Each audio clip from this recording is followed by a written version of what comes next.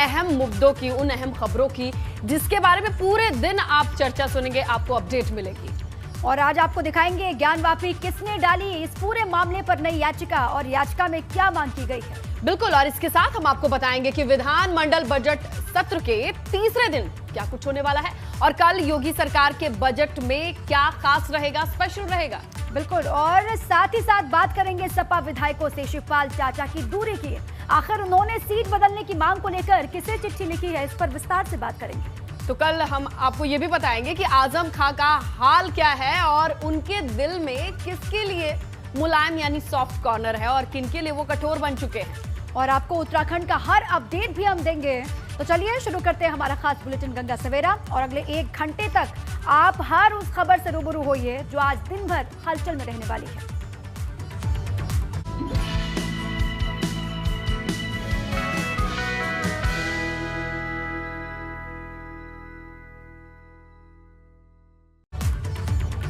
तो बुलेटिन की शुरुआत करते हैं आज की 3 अहम खबरों की 3 तस्वीरों के साथ। ये तस्वीरें उन्हीं से रिलेटेड हैं। इन खबरों पर आपको डिटेल्स मिलने वाली है क्योंकि यही अहम खबरें हैं जिनकी चर्चा पूरे दिन चलेगी। आज की यही 3 तस्वीरें सुर्खियों में रहने वाली हैं। एक और ज्ञानवापी मस्जिद को लेकर फिर से नई याचिका डाल दी गई है जिसमें भगवान विश्वेश्वर शिवलिंग की पूजा की मांग रखी गई है।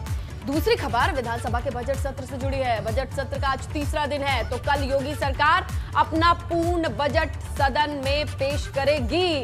और इसके अलावा सपा विधायकों के दूर बैठने के लिए शिवपाल ने विधानसभा अध्यक्ष को चिट्ठी लिख दी, अर्जी लगाई है कि मेरी सिटिंग अरेंजमेंट को चेंज कर दीजिए और वरिष्ठता के आधार पर मेरी सीट बदल दी जानी चाहिए। दीपा, और इसके अलावा भी बहुत कुछ है खास इस बुलेटिन में जो आपको आगे बताएंगे, लेकिन ये 3 तस्वीरें ऐसी हैं जिस पर आज प्रदेश की नजरें होंगी, हमारी आपकी सबकी निगाहें होंगी।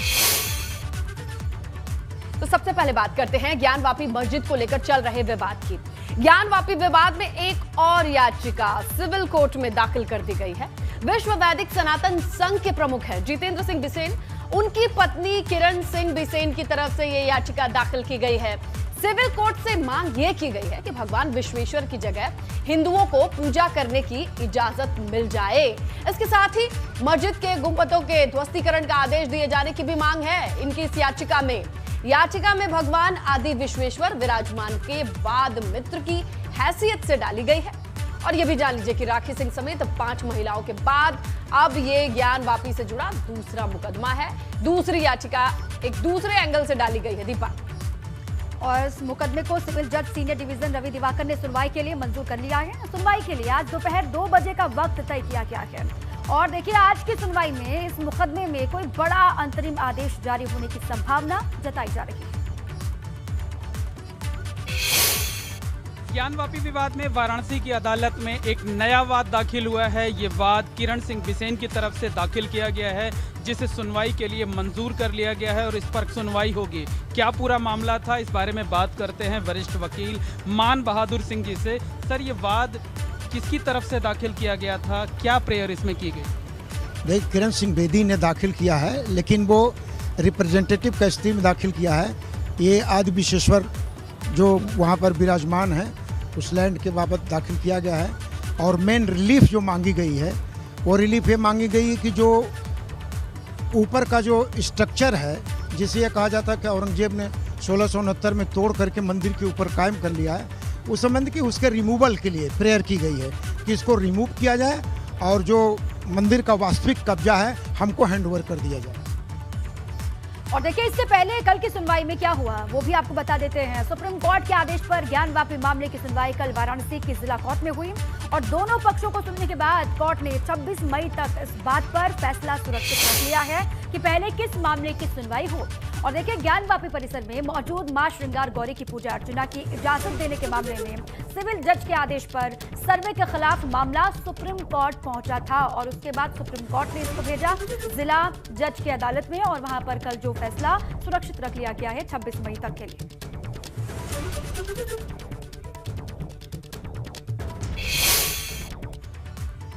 तो देखिए, इस पूरे मामले पर जब सुनवाई हुई है और फैसला रखने की बात आई तो इस पर हिंदू पक्ष के पक्षकारों का क्या कहना है, ये भी सुनिए।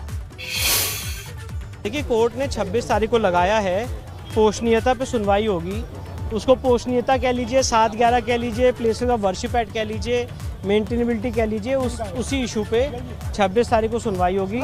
जो कमीशन की रिपोर्ट है उस पर कोर्ट ने कहा है दोनों पक्षों को अपना ऑब्जेक्शन फाइल करें 1 हफ्ते के अंदर, और जो वीडियोग्राफी फोटोग्राफी फाइल हुई है उसमें उसकी भी कॉपी प्रोवाइड की जाए। 7/11 के लिए तिथि निश्चित कर दी गई है। 26/5 को 7/11 पे बहस शुरू हो जाएगी। जो फोटोग्राफी और वीडियोग्राफी के लिए माननीय हरिशंकर जैन साहब द्वारा दलील दी गई थी कि उसको अवेल करा दिया जाए, उसके अनुसार हम अपने आर्गूमेंट्स रखेंगे 7/11 के ऊपर। तो अब जो 26 की तैयारी कैसी? 26 की सर हमारी तैयारी तो कल से थी, हम कल भी तैयार थे, हम आज भी तैयार हैं, हम आगे भी तैयार हैं। जैसे आर्गूमेंट होगी, जब न्यायालय कहेगा हम आर्ग्यू करेंगे।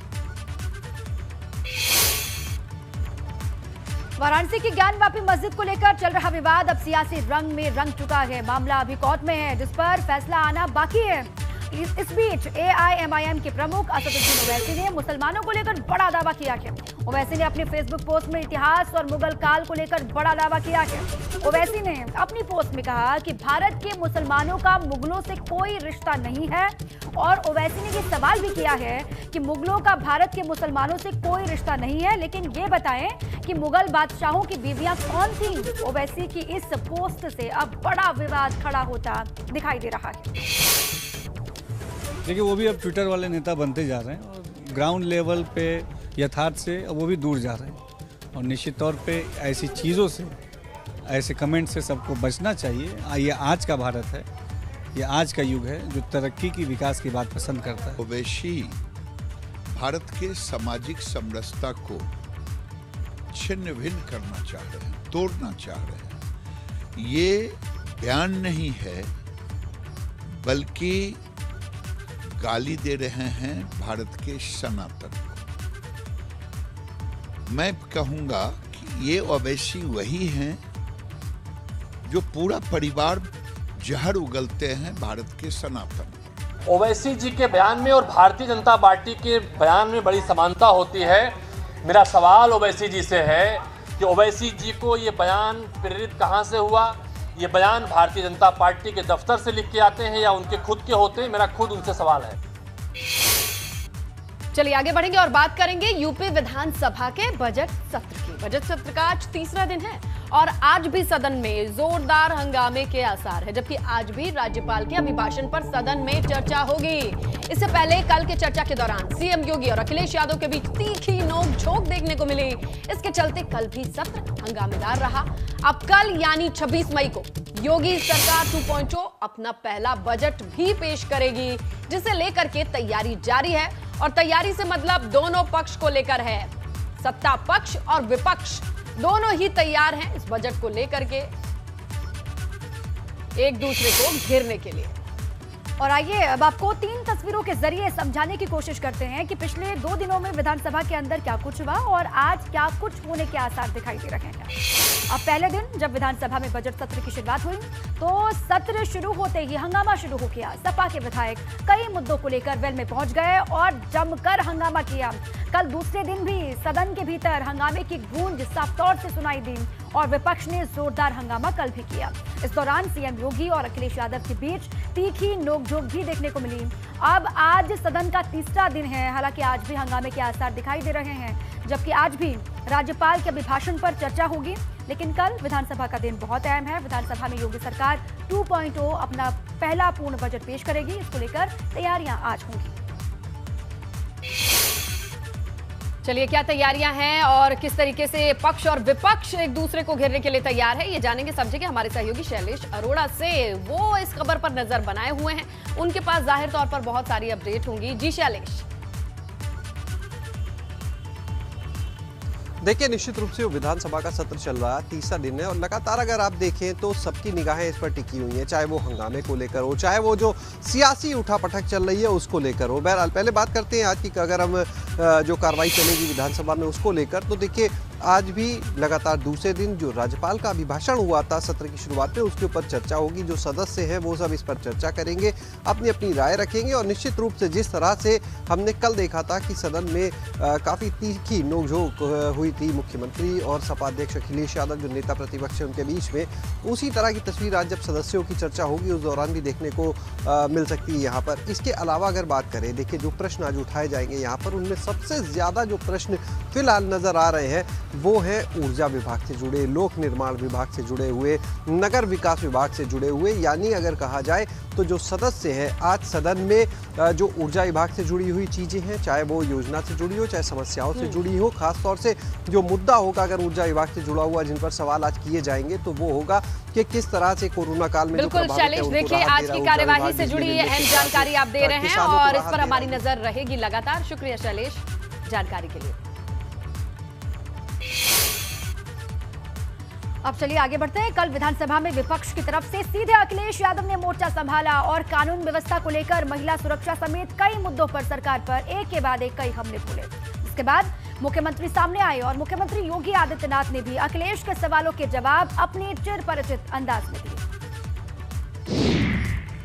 अगर हम देश की और उत्तर प्रदेश के आंकड़े देखें तो महिला अपराधों में यूपी सबसे आगे है। 1090 जो बना था सुरक्षा के लिए, उसके आंकड़े क्या कहते हैं?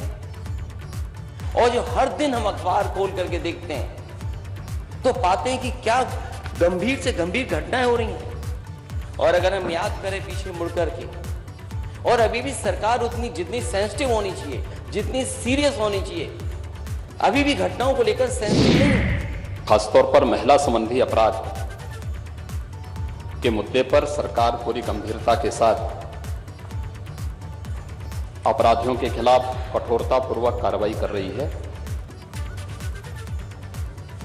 ये भारतीय जनता पार्टी की सरकार है। यहाँ अपराधियों के बारे में ये नहीं कहा जाता कि लड़के हैं गलती कर देते हैं।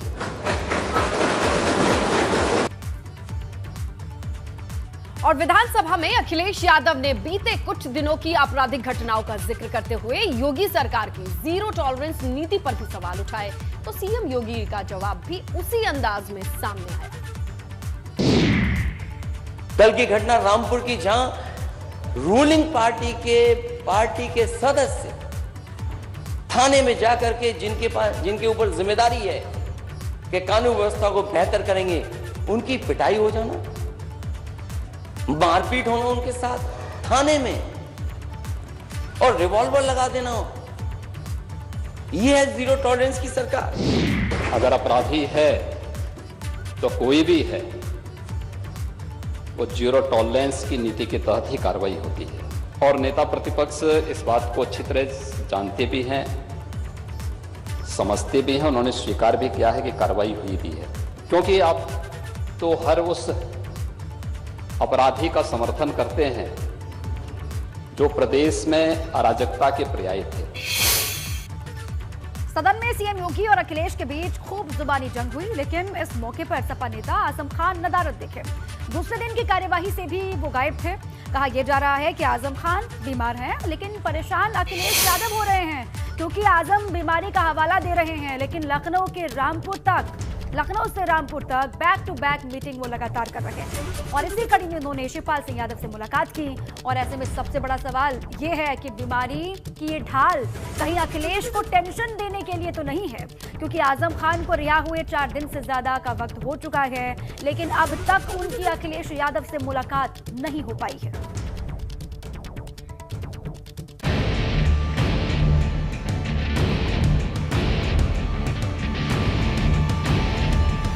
शिवपाल से मुलाकात, अखिलेश से इनकार, कब खत्म होगी आजम की तकरार? मेरी उनसे मुलाकात तो पहले भी बहुत बार हुई है, आगे भी बहुत बार होगी। आजम की बीमारी बहाना या अखिलेश को सबक सिखाना? अभी तो भाई स्वास्थ्य अच्छा नहीं है और जाहिर है सदन के लिए ही चुनकर आया हूँ, आऊंगा तो सदन। आजम अखिलेश की तकरार, 4 दिन बाद भी नहीं हुई मुलाकात।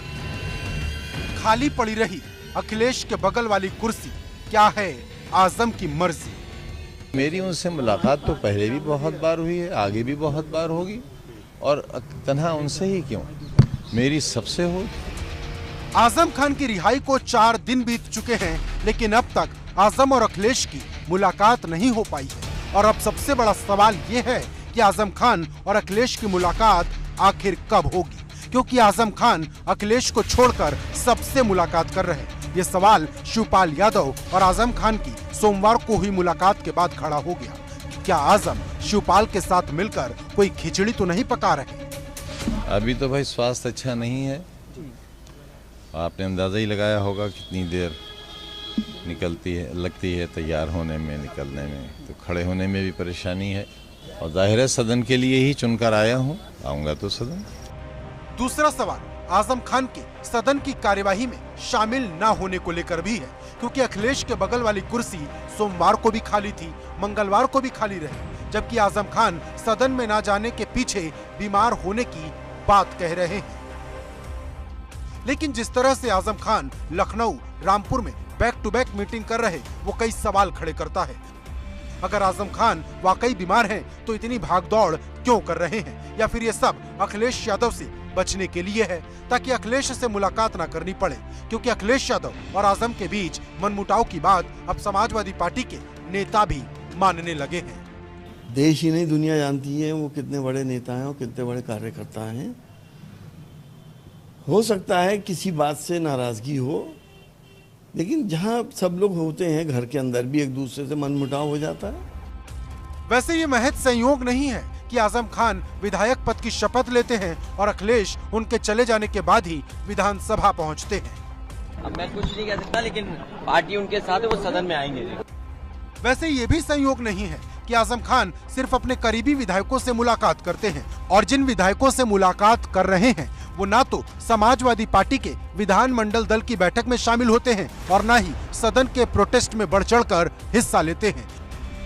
वहीं एक सवाल राज्यसभा चुनाव का भी है। आजम गुट के विधायक और शिवपाल की नजदीकी अखिलेश का खेल भी खराब कर सकती है, क्योंकि संख्या बल के हिसाब से सपा की 3 सीट पर जीत तय मानी जा रही, लेकिन जिस चौथी सीट पर अखिलेश जीत की रणनीति बना रहे हैं वो फेल हो सकती है। Bureau report, ABP Ganga.